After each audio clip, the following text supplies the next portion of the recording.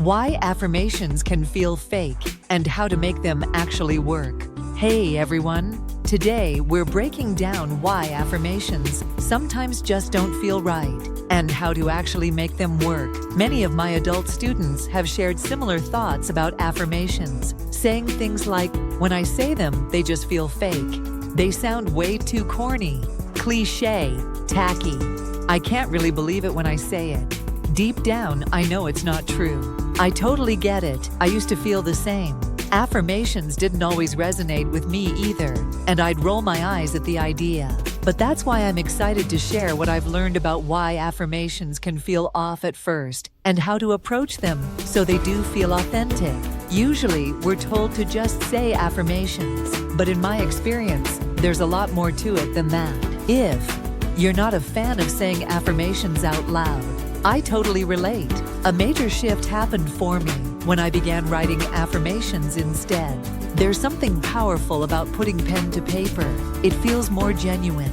Many people have accomplished goals by combining journaling, yoga, and meditation.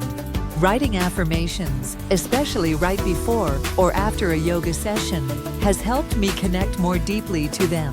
If this sounds like something you'd want to try, take a peek at the affirmations and journaling prompts in my Etsy shop, PlanningForWellness. There's a link in the description below. Just in case you think affirmations are just for spiritual types, you should know that science supports affirmations. The practice aligns with neuro-linguistic programming, a technique that helps rewire thought patterns by focusing on self-talk.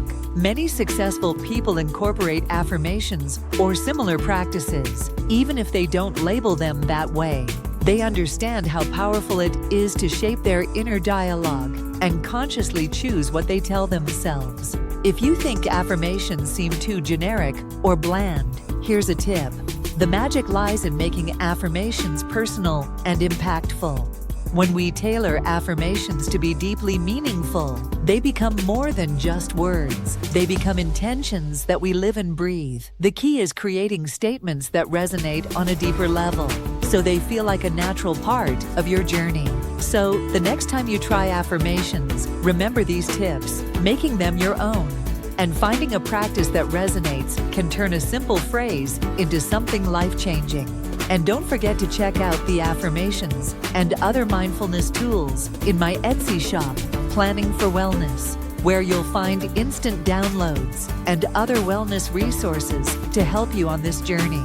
Thanks for watching, and don't forget to like and subscribe if you found this video helpful. Until next time, take care and keep growing.